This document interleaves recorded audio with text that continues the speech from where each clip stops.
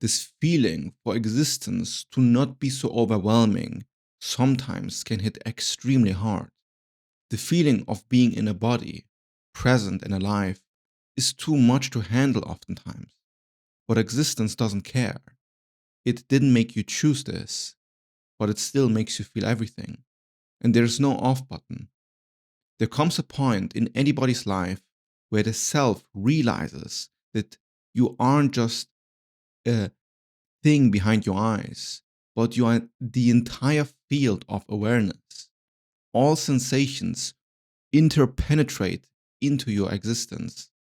Either you have recognized this on your own through love and connection with life and another.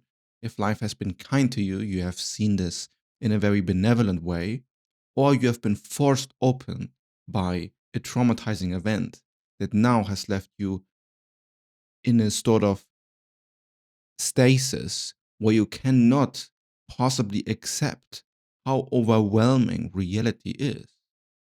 But no matter how you feel about it, existence has fundamentally no mercy towards your feelings. It has no mercy towards any form of being. Its nature is to transform and deconstruct everything that happens. You can get bitten by a snake and die from its poison. When you die, you will be eaten by worms that slowly will enter all crevices of your body. Leave any space without humans, and suddenly bacteria and viruses are going to infect this space. Plants grow through stone into any possible hole towards the light. This is how it is. There's no way reality doesn't work this way. It moves through itself in all possible ways and doesn't care about its own self destruction.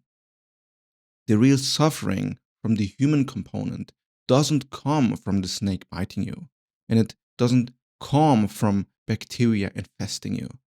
These pains are real, and you want avoid them when reality confronts yourself with them. But the real existential fear comes from the potential overwhelm of having to witness this happen to you.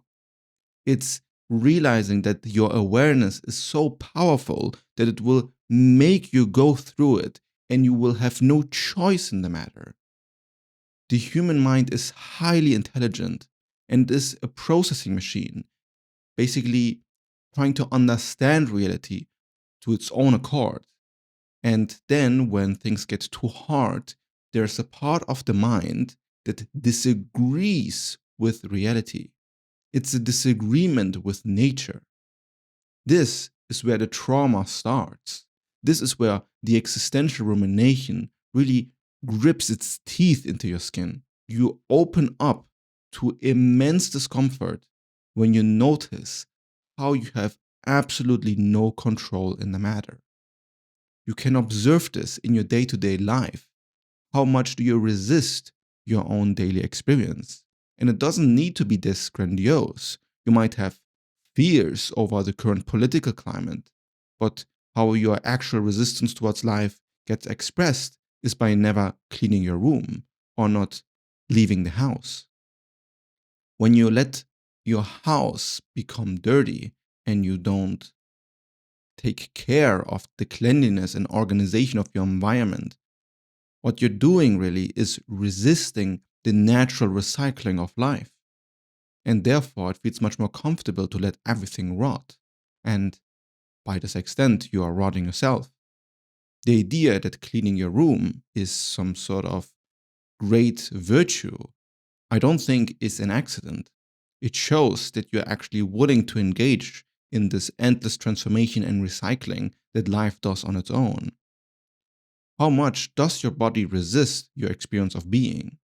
Can you tap into this in your day to day experience and notice that all resistance towards your own life is utter delusion? You are disagreeing with nature when you're disagreeing what is happening to you, because what is happening to you is, in all sense and purposes, natural. There's a mode of being where everything is painful. Waking up is painful. Cleaning your kitchen is painful. Cooking food for you is painful. Having small talk with people, it becomes painful. Because you're resisting something so essential within you that all other things start to seem very superficial. They start to seem very stupid. And when you feel that your nature is deeper than what normal society allows, it means that there's something within you that you're not coming in contact with. Some deeper sense of finding comfort in your own form. If you cannot find comfort in your own form, then of course all life is going to be miserable. Even this tiniest things start to seem like a chore. The way out of this is real, and the body wants to convince you that it's not possible to get out of this. Now, to be a bit more precise, it's not the entire body as a whole, but it's stored energy within your nervous system that tells you that there's no way out of this suffering. But it is a lie. The suffering, what it does, is that it rejects life and, as a response, makes you be the solid center of self. And it doesn't matter that the self is full of suffering and discomfort, because the structure behind it stays intact. And this is really what the ego does. It maintains the structure within your own mind and then doesn't let go of it. But the structure itself is suffering. And everything you go through in life then gets filtered by this dissonant, unorganized, unsmooth structure of self. And the solution and understanding of the structure is what moves you into existential satisfaction that is real. But the structure doesn't want you to believe that this is actually possible, because to move in this direction is to dissolve the structure, which is to dissolve the sense of self. If you're tired of information and want the actual process towards psychological wholeness, check the Ego Architecture Audit in the description. In mystical traditions, they talk about opening your heart. And when this happens, consciousness starts flowing through you, and everything you see and perceive has an emotional quality to it. Now you can feel the space and you can feel the room. And oftentimes it requires some life-threatening event to your identity for your heart to open. It is oftentimes people that come to me or I work with, they oftentimes have had a divorce, somebody in the family died, their career or business just went sideways, or some health tragedy has now overcome them. Some meaning got lost in their own life, and now suddenly the heart opens up because it realizes that the real identity that the body clings so much to doesn't really exist as a safety net.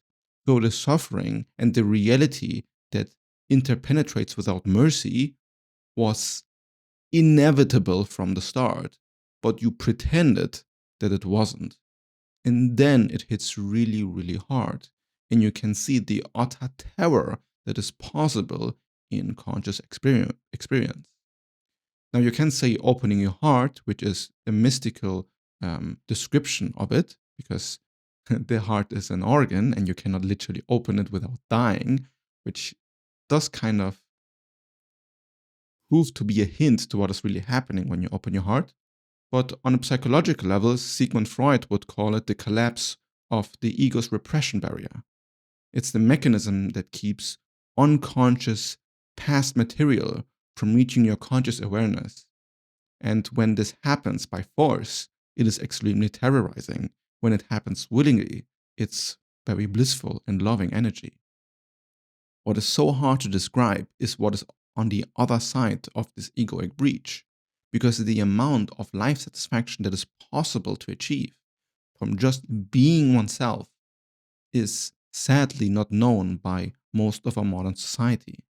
It's what happens when repression stops working and the full force of the awareness gets moved through you without filter. And then you actually let reality interpenetrate itself all the time without any resistance to it.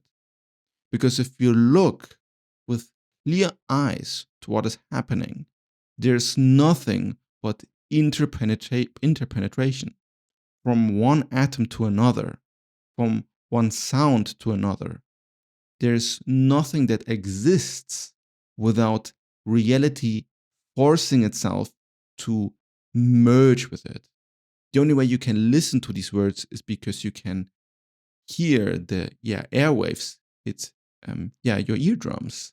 And there's such a complex mechanism happening here for you to reach these sounds.